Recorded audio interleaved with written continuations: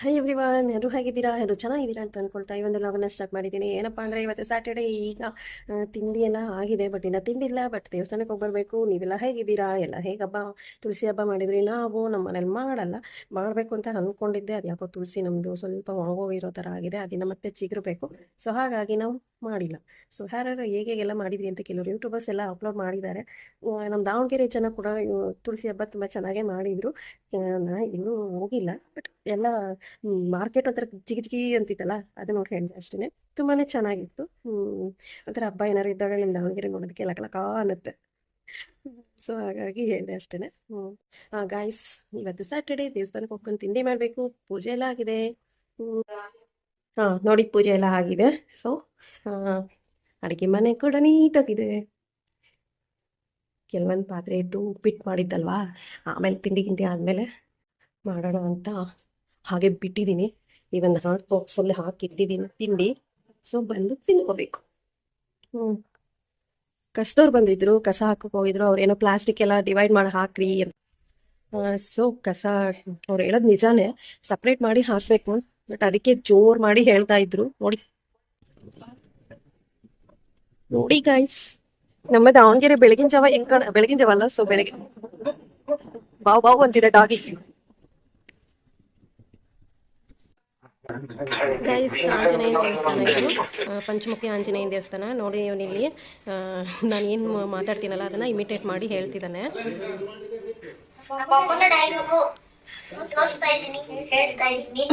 Subscribe ಮಾಡಿದ್ರೆ ಹೇಳ್ತೀನಿ. 1 2 3 ಆಯ್ ಬಾಯ್. ಸುಮ್ಮನೆ ಏನಾದರೂ ಬಾಸ್ಬಿಡ್ತಿರ್ತೀರಿ. ಗಾಯ್ಸ್, ಇವಾಗ ಈವ್ನಿಂಗ್ ಟೈಮ್ ಆಗಿದೆ. ಸೊ ಮೋಮೋಸ್ ತಿನ್ನಬೇಕು ಅಂತ ಅನಿಸ್ತು. ಸೊ ಹಾಗಾಗಿ ಹೋಗ್ತಾ ಇದ್ದೀವಿ. ನನ್ನ ಮಗ ನಿನ್ನೆ ಕೇಳಿದ್ದ, ನಿನ್ನೆ ಫ್ರೈಡೇ ಹೋಗಿರಲಿಲ್ಲ, ಮೋಮೋಸ್ ತಿನ್ನೋಕ್ಕೆ ಬಂದಿದ್ದೀವಿ. ಇವ್ರು ತುಂಬ ಚೆನ್ನಾಗಿ ಮಾಡ್ತಾರೆ. ಫ್ರೈಡು ಇರುತ್ತೆ, ಸ್ಟೀಮು ಇರುತ್ತೆ, ತುಂಬ ಚೆನ್ನಾಗಿರುತ್ತೆ. ಇವ್ರ ಹತ್ರನೇ ನಾವು ಜಾಸ್ತಿ ಪಾರ್ಸಲ್ ಆದ್ರೂ ಇವ್ರ ಹತ್ರನೇ ತರ್ಸ್ಕೊಂಡು ತಿನ್ನೋದು. ಕಬ್ಬಿನ ಹಾಲು ಕುಡಿಬೇಕು ಅಂತ ಅಂದ್ಕೊಂಡು ಕಬ್ಬಿನ ಹಾಲು ಕುಡಿದು ಬಂದ್ವಿ. ಹೇಳು, ನೀನೇ ಹೇಳು, ಪರವಾಗಿಲ್ಲ. ನಾವು ಬರಕರ ಶುಗರ್ ಕ್ಯಾನ್ ಕುಡ್ಕೊಂಡ್ ಬಂದ್ವಿ. ಶುಗರ್ ಕೇನ್ ಅಂದರೆ ಕಬ್ಬಿನ ಜ್ಯೂಸ್ ಕುಡ್ಕೊಂಬಂದ್ವಲ್ಲ, ಅದನ್ನು ಹೇಳ್ತಿದ್ದಾನೆ. ಸೊ ಇವತ್ತಿನ ದಿನ ಹೀಗೆ ಹೋಯ್ತು. ಮಧ್ಯಾಹ್ನ ಬಂದು ಅಂದರೆ ಮಲಗಲೇ ಇಲ್ಲ, ಬರೀ ಆಟ ಆಟ ಆಟ ಅಂದ್ಕೊಂಡು ಆಟ ಆಡ್ಕೊಂಡೇ ಇದ್ಬಿಟ್ಟ. ನೋಡಿ ಗೈಸ್, ಈ ಥರ ಇರ್ತಾರೆ ಮಕ್ಕಳು, ಏನು ಮಾಡೋದು.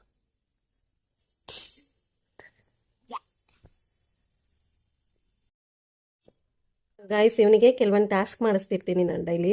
ಏನಪ್ಪ ಅಂದರೆ ಇವನಿಗೆ ಮೆಮೊರಿ ಪವರ್ ಇದಾಗಲಿ, ಅಂದರೆ ಇಂಪ್ರೂವ್ಮೆಂಟ್ ಆಗಬೇಕು. ನಾನು ಸುಮ್ಮನೆ ಇದ್ದರೆ, ಈಗ ಕೆಲವು ಸಲ ಟೇಬಲ್ಸ್ ಹೇಳು ಅಂದರೆ ಅವ್ನು ಹೇಳಲ್ಲ. ಅದಕ್ಕೋಸ್ಕರ ನಾನೇನು ಮಾಡ್ತೀನಿ, ಬ್ಯಾಕ್ವರ್ಡ್ ನಂಬರ್ಸ್ ಹೇಳ್ತೀನಿ. ಸೊ ಅವ್ನು ಅದನ್ನೇ ಹೇಳಬೇಕು. ಡೈಲಿ 100ವರೆಗೂ ಹೇಳಿಸ್ತೀನಿ. ಅವಾಗೇನಾಗುತ್ತೆ ಅಂದರೆ ಮೆಮೊರಿ ಪವರ್ ಇಂಪ್ರೂವ್ಮೆಂಟ್ ಆಗ್ತಾ ಹೋಗುತ್ತೆ. ಅದಕ್ಕೋಸ್ಕರ ಈ ಥರ ಮಾಡ್ತೀನಿ. ಇದು ಒಂದು ಟ್ರಿಕ್ಸ್ ಅಂತಲೇ ಅಂದ್ಕೊಳ್ಳಿ. ಅವನ ಹತ್ರ ಈಗ 100ಇಂದ 1ವರೆಗೂ ಬ್ಯಾಕ್ವರ್ಡ್ ನಂಬರ್ ಹೇಳಿಸ್ತೀನಿ. ನೋಡಿ ಅವನು ಯಾವ ರೀತಿ ಹೇಳ್ತಾನೆ ಅಂತ. Okay, tell me. 98 97 96 96 2 95 94 93 92 91 80 ಅಲ್ಲ? ಐ ಡೋಂಟ್ ನೋ, ನಂಗೆ ಗೊತ್ತಿಲ್ಲ. ಅದಕ್ಕೆ ನಾನು ಹೇಳೋದು, ನೋಡ್ದಾ, ನಿನ್ನ ಮೆಮೊರಿ ಎಷ್ಟು ಕಾನ್ಸಂಟ್ರೇಷನ್ ಇಲ್ಲ ನಿಂಗೆ. Go and back. ಇಲ್ಲ, 100 99 98 97 96 94. ಹೋಯ್ತು. 95 ಇವರ್ 1 ಪಾಯಿಂಟ್ ಗೋ ಲೆಸ್. 100 ಸ್ಟಾರ್ಟ್. 100 99 98 97 96 95 94 90 92 91 80 80 80 ಇಲ್ಲ 90. ನಿಂಗೆ ಮೆಮೊರಿ ಪವರ್ ಕಡಿಮೆ ಆಯಿತು ಅಂತ ಅರ್ಥ, ನೀನು ಹಿಂಗೆ ಹೇಳಿದರೆ.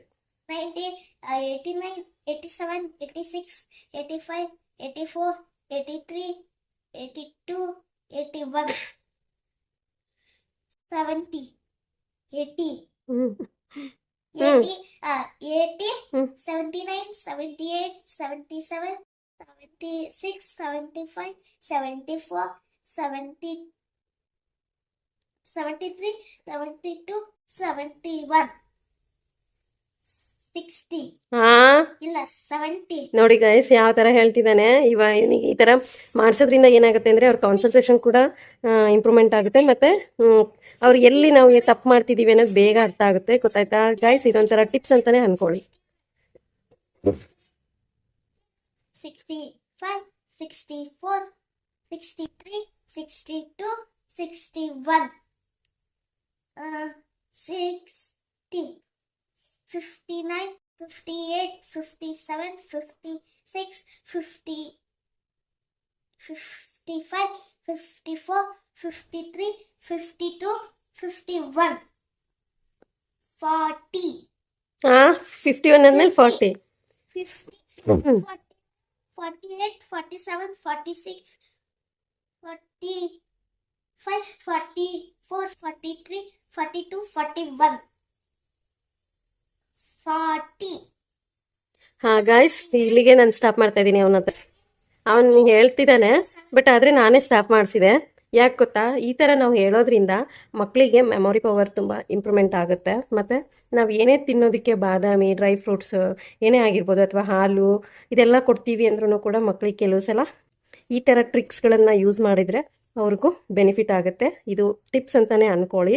ಇದು ನೀವು ದಿನ ಹೇಳ್ಸೋಕ್ಕಾಗಲ್ಲ ಅಂದರೂ ಕೂಡ ನೀವು ವೀಕ್ಲಿ ಒನ್ಸ್ ಆದರೂ ಹೇಳಿಸ್ತಾ ಇರಿ. ಆವಾಗ ಏನಾಗುತ್ತೆ, ಅವ್ರ ಕಾನ್ಸಂಟ್ರೇಷನ್ ಬರುತ್ತೆ ಮತ್ತು ಮೆಮೊರಿ ಕೂಡ ಇಂಪ್ರೂವ್ಮೆಂಟ್ ಆಗುತ್ತೆ. ಇದು ನನ್ನ ಕಡೆಯಿಂದ ನಿಮಗೆ ಒಂದು ಟಿಪ್ಸ್ ಅಂತ ಅನ್ಕೊಳ್ಳಿ ಫ್ರೆಂಡ್ಸ್. ಓಕೆ, ಸಾಕು, ಭಾಳ ಚೆನ್ನಾಗಿ ಹೇಳಿದ್ಯಾ ಇವತ್ತಲ್ವಾ? ನಂಗಿದಲ್ಲ ನೋಡಿ ಗಾಯ್ಸ್. ಈಗ ಈ ಥರ ಹೇಳ್ಸಿದ್ನಲ್ಲ, ಅವನಿಗೆ ಮರ್ತೋಗಿದ್ದೀನಿ ಅಂತ ಶೇಪ್ ಔಟ್ ಆಗ್ತಾ ಇದೆ ಈಗ. ಅದಕ್ಕೆ ನಾನು ಇನ್ನೊಂದ್ಸಲ ಹೇಳ ಅಂತ ಹೇಳ್ತಿದ್ದಾನೆ. ಯಾಕೆಂದರೆ ಮಕ್ಕಳು ಈ ರೀತಿ ಮಾಡೋದ್ರಿಂದ ಅವ್ರಿಗೆ ಒಂದು ಸ್ವಲ್ಪ ಏನಾಗುತ್ತೆ ಅಂದರೆ ಅವರು ನಾನು ಇನ್ನೂ ಕಾನ್ಸಂಟ್ರೇಷನ್ ಮಾಡಬೇಕಿತ್ತು, ನನ್ನ ಮೆಮೊರಿ ಇನ್ನೂ ಲಾಸ್ ಆಗ್ತಿದೆ, ನಾನು ಮರ್ತೋಗ್ತಾ ಇದ್ದೀನಿ, ನಾನು ಮರಿಬಾರ್ದು ಅನ್ನೋದನ್ನು ಅವರು ಮತ್ತೆ ಮತ್ತೆ ನೆನ್ಪಿಟ್ಕೊಳ್ಳೋಕ್ಕೆ ಟ್ರೈ ಮಾಡ್ತಾ ಇರ್ತಾರೆ. ಇವಾಗ ಅವ್ನು ನೆನ್ಪನ್ನು ಮಾಡ್ಕೊಂಡು ನಾನು ಹೇಳ್ತೀನಿ ಅಂತ ಬರ್ತಿದ್ದಾನೆ. ಈ ಥರನೇ ಎಲ್ಲ ಮಕ್ಕಳು ಇರ್ತಾರೆ. ಕೆಲವ್ರದ್ದು ಹೈಪರ್ ಆ್ಯಕ್ಟಿವಿಟಿ ಇರುತ್ತೆ, ಕೆಲವ್ರಿಗೆ ಹೈಪರ್ ಇರಲ್ಲ. ಸೊ ಈ ಥರ ಮರ್ತೋಗೋವಂಥವ್ರಿಗೂ ಹೆಲ್ಪ್ ಆಗುತ್ತೆ. ಈ ಥರ ಒಂದು ಮೆಥಡ್ನ ಯೂಸ್ ಮಾಡ್ಕೊಳ್ಳಿ ಅಂತ ಹೇಳ್ತಾ ಈ ಒಂದು ಟಿಪ್ಸ್ನ ಫಾಲೋ ಮಾಡಿ ಫ್ರೆಂಡ್ಸ್. ಗೈಸ್, ಇವಾಗ ನಾನು ಇದು ಆಲೂಗಡ್ಡೆ ಪೀಸಸ್ ಮಾಡ್ಕೊಂಡು ಇಟ್ಕೊಂಡಿದ್ದೀನಿ. ಹಸಿ ಆಲೂಗಡ್ಡೆ ಇದು ಸಣ್ಣದಾಗಿ ಪೀಸ್ ಮಾಡಿ ಇದನ್ನು ಹಾಗೆ ಬಿಸಿ ಮಾಡಿ, ಅಂದರೆ ಬೇಯಿಸಿಲ್ಲ, ಇದು ಹಸಿದೇನೆ. ಸೊ ಇದನ್ನು ಪೀಸ್ ಮಾಡಿಕೊಂಡು ಮಿಕ್ಸಿ ಮಾಡ್ಕೊತಾ ಇದ್ದೀನಿ. ಏನಕ್ಕಪ್ಪ ಅನ್ನೋದಾದರೆ, ಇದು ನನಗೆ ಬ್ಲ್ಯಾಕ್ ಡಾಟ್ಸ್ ಇದೆ ಅಲ್ಲ, ಅಂದರೆ ನನ್ನ ಕೈ ಸುಮ್ಮನಿರಲ್ಲ, ಕಿತ್ಕೊಂಡು ಪಿಂಪಲ್ಸ್ ಆದಾಗ ಕಲೆ ಆಗಿದೆ ಅಲ್ಲ, ಅದಕ್ಕೆಲ್ಲ ಯೂಸ್ ಮಾಡೋದಕ್ಕೆ ಬರುತ್ತೆ ಅಂತ ಹೇಳಿ ನಾನು ಇದನ್ನು ಹಸಿದಾಗೆ ಆಲೂಗಡ್ಡೆನ ಪೀಸಸ್ ಮಾಡಿಕೊಂಡು ಮಿಕ್ಸಿ ಮಾಡ್ಕೊಂಡಿದ್ದೀನಿ. ನೋಡಿ, ಈಗ ಇದರಲ್ಲಿ ಕ್ಯೂಬ್ಸ್ ಥರ ಆಗುತ್ತೆ ಈ ಟ್ರೈ ಒಳಗಿಟ್ರೆ. ಗೈಸ್, ಇವಾಗ ಇದನ್ನು ಟ್ರೈ ಇದೆ ಅಲ್ಲ, ಆ ಟ್ರೈ ಒಳಗೆ ಹಾಕಿಬಿಟ್ಟು ಒಂದೊಂದೇ ಸ್ಪೂನನ್ನು ನಾನು ಫ್ರೀಝರ್ಗೆ ಇಡ್ತೀನಿ. ಡೈಲಿ ಬೆಳಗ್ಗೆ ನೈಟ್ ಫೇಸ್ ವಾಶ್, ಬೆಳಗ್ಗೆ ಎದ್ದ ತಕ್ಷಣ ಫೇಸ್ ವಾಶ್ ಮಾಡಿಬಿಟ್ಟು ಇದನ್ನು ಯೂಸ್ ಮಾಡಬೇಕು. ಅಂದರೆ ಯಾವ್ದು ಟೋನರು ಆ ಥರ ಏನೋ ಯೂಸ್ ಮಾಡ್ದೇನೆ ನೀವು ಬೆಳಗ್ಗೆ ಫೇಸ್ ವಾಶ್ ಮಾಡ್ಕೋತೀರಲ್ವಾ. ಈಗ ಈ ಥರ ನಂತರ ಡಾಟ್ ಇರೋರು ಅಥವಾ ಬಂಗು ಅಂತ ಏನು ಹೇಳ್ತೀವಲ್ಲ, ಅವರು ಆ ಬಂಗು ಆಗಿರೋರು ಅಥವಾ ಡಾಟ್ ಪಿಂಪಲ್ಸ್ ಇರೋ ಕಲೆಗಳಾಗಿರೋರು ಇದನ್ನು ಫೇಸ್ ವಾಶ್ ಯೂಸ್ ಮಾಡಿ ಫೇಸ್ ವಾಶ್ ಮಾಡ್ಕೊಂಡು ಆದಮೇಲೆ ಈ ಥರ ಆಲೂಗಡ್ಡೆ ಪಲ್ಪ್ ಏನಿದೆ ಅಲ್ಲ, ಬರೀ ಇದು ಆಲೂಗಡ್ಡೆ ಅಷ್ಟೇ ನಾನು ಯೂಸ್ ಮಾಡಿರೋದು, ಮಿಕ್ಸಿ ಅಷ್ಟೇ ಮಾಡಿದ್ದೀನಿ.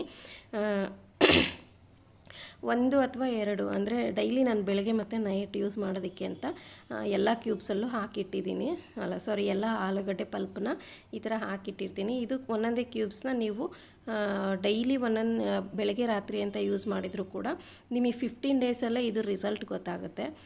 ಬೇಕಾದರೆ ಮಾಡಿ ನೋಡಿ, ಒಂದು ಸಲ ಟ್ರೈ ಮಾಡಿ. ಆಮೇಲೆ ಇದ್ರ ಜೊತೆಗೆ ನಾನು ಗೋಧಿ ಹಿಟ್ಟು ಕೂಡ ಹಾಕಿದ್ದೀನಿ. ಗೋಧಿ ಹಿಟ್ಟು ನೀವು ಇಲ್ಲ ನಾವು ಗೋಧಿ ಇದನ್ನು ಹಾಕಿಸಿ ಮಿಷಿನಿಗೆ ಹಾಕಿ ಅದಾದರೂ ಆಗಿರ್ಬೋದು, ಅಥವಾ ಆಶೀರ್ವಾದ ಸಿಗುತ್ತಲ್ಲ ಅದಾದರೂ ಆಗಿರ್ಬೋದು. ನಾನು ಆಶೀರ್ವಾದ ತೊಗೊಂಬರೋದು ಗೋಧಿ ಹಿಟ್ಟು, ಸೊ ಅದನ್ನೇ ಹಾಕ್ಕೊಂಡಿದ್ದೀನಿ. ಮತ್ತು ಏನು ಹಾಲಿನ ಕೆನೆ ಬರುತ್ತಲ್ಲ ಅದು ಕೂಡ ಹಾಕಿದ್ದೀನಿ ಇದರಲ್ಲಿ. ಹಾಲಿನ ಕೆನೆ ಅಂದರೆ ಹಾಲು ಕಾಸಿಬಿಟ್ಟು ಮೇಲೆ ಲೇಯರ್ ಇರುತ್ತಲ್ಲ, ಅದನ್ನು ಹಳ್ಳಿ ಸೈಡೆಲ್ಲ ಕೆನೆ ಅಂತ ಹೇಳ್ತೀವಿ. ಸೊ ಅದಕ್ಕೆ ನಾನು ಅದನ್ನೇ ಹೇಳಿದೆ.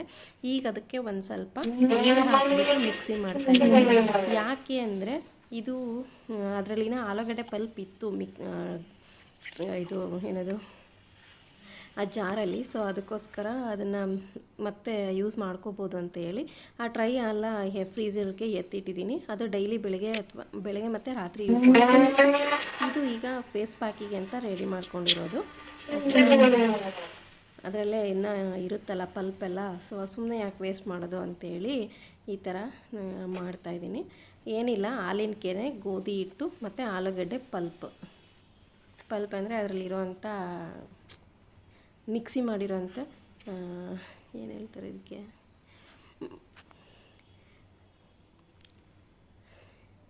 ಜ್ಯೂಸಸ್ ಅಂದರೆ ಜ್ಯೂಸು, ಓಕೆನಾ. ಅದನ್ನು ಮಿಕ್ಸಿ ಮಾಡಿ ಒಂದು ಬೌಲಲ್ಲಿ ಹಾಕ್ತಾಯಿದ್ದೀನಿ. ಅಂದರೆ ಇದನ್ನೆಲ್ಲ ತೆಗೆದುಬಿಟ್ಟು ಅದರಲ್ಲಿ ತುಂಬ ಇತ್ತು ಇನ್ನು ಆಲೂಗಡ್ಡೆ ಪಲ್ಪು. ಸೊ ಅದಕ್ಕೋಸ್ಕರ ನಾನೇನು ಮಾಡಿದೆ, ಅದನ್ನು ಈ ಥರ ಗೋಧಿ ಹಿಟ್ಟು ಮತ್ತು ಕೆನೆ ಹಾಕಿಬಿಟ್ಟು ಮಿಕ್ಸಿ ಮಾಡಿದೆ.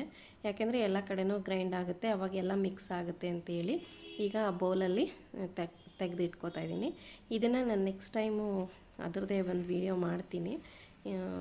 ಜಸ್ಟ್ ಹಾಗೆ ಹೇಳಿದೆ, ಇದನ್ನು ವಿಡಿಯೋ ಮಾಡಿದ್ನಲ್ಲ, ಸೊ ಅದಕ್ಕೆ ಹೇಳಿದೆ ಅಷ್ಟೇ. ಇದು ಈ ಥರ ನೈಟು ಹಚ್ಕೋಬೋದು. ಇದನ್ನು ಫೇಸ್ ಪ್ಯಾಕ್ ಯೂಸ್ ಮಾಡೋ ಥರ ಮಾಡ್ತಾಯಿದ್ದೀನಿ. ಬಟ್ ಅದು ಡೈಲಿ ಬೆಳಗ್ಗೆ ಮತ್ತು ರಾತ್ರಿ ಕ್ಯೂಬ್ಸ್ ಏನು ಮಾಡಿದ್ದೀನಲ್ಲ, ಅದು ಬೆಳಗ್ಗೆ ರಾತ್ರಿ ಫೇಸ್ ವಾಶ್ ಅಂತ ಅಂದರೆ ನಮ್ಮ ಸರ್ ಬಂದು ಇಲ್ಲಿ ಕೂತಿದ್ದಾರೆ. ಮೇಡಮ್ ಅವ್ರು ಇಲ್ಲಿ ಕುಂತಿದ್ದಾರೆ ಬಟ್ಟೆ ಮಡ್ಚಕ್ಕೆ. ನೋಡಿ ಮತ್ತೆ ಈಗ ಮಡ್ಚ್ಕೊಡ್ತೀರಾ ಸರ್? ನೋಡಿ ನಮ್ಮ ಮೇಡಮ್ ಅವರು ಹಿಂಗ್ ಮಾಡಿದ್ರೆ ನಾನು ಹೆಂಗ್ ಮಾಡ್ಲಿ? ಅಯ್ಯೋ ಗೈಸ್, ಇವಾಗ ನನ್ನ ಮಗನ್ಗೆ ನಾನು ಬಟ್ಟೆ ಮಡ್ಚೋದು, ಅವನ ಬಟ್ಟೆ ಅವನೇ ಮಡ್ಚೋದನ್ನ ತೋರಿಸ್ತಾ ಇದ್ದೀನಿ. ನೋಡಿ, ಈ ತರ ಒಂದು ಅವರಿಗೆ ಬುಕ್ ಕೊಟ್ಬಿಟ್ರೆ ಅವ್ರದೇನೆ ಅವರೇ ಈ ತರ ಇಟ್ಟು, ಇಲ್ಲಿ ಹಿಟ್ಟು ಈ ತರ ಇಟ್ಟು ಈ ತರ ಮಾಡ್ಬಿಟ್ರೆ ಅವ್ರ ಬಟ್ಟೆಗಳನ್ನ ಅವರೇ ನೀಟಾಗಿ ಮಡ್ಚ್ತಾರೆ. ಇಷ್ಟೇ ನೋಡಿ guys, very easy method. But ಈಗ ನನ್ನ ಮಗನಂತ ಮಕ್ಳು ಇರ್ತಾರಲ್ಲ ಕೆಲವರು, ಅವ್ರೇನು ಮಾಡಲ್ಲ, ಉಂಡಾಡಿ ಗುಂಡದ ಥರ ಇರ್ತಾರ. ಅವ್ರಿಗೆ ಸ್ವಲ್ಪ ಕೆಲಸ ಕೊಡ್ಬೇಕು ಅಂದ್ರೆ ಅದಕ್ಕೆ ಸಿಟ್ಟು ಬಂತು ಗೈಸ್. ಫೈಟಿಂಗ್. ಸೊ ಗೈಸ್, ಇವಾಗ ಅವನಿಗೆ ನಾನೇ ಮಾಡಿಸ್ತಾ ಇದ್ದೀನಿ, ನೀನ್ ಮಾಡು ಅಂತ. Fold that first one, this that side. ಅಯ್ಯೋ, ಬಟ್ಟೆಗೆ ನೋವಾಗಲ್ಲ ಪಾಪು, ಸ್ವಲ್ಪ ಜೋರಾಗಿ ಎಷ್ಟು ಜೋರಾಗಿ ಕಿರಿಚ್ತೀಯ ಅಲ್ವಾ ಮಮ್ಮಿ ಮಮ್ಮಿ ಅಂತ ಬೇಕಂದ್ರೆ ಅದಕ್ಕೆ ನೋವಾಗಲ್ಲ ಬಟ್ಟೆಗೆ. You can see that one only.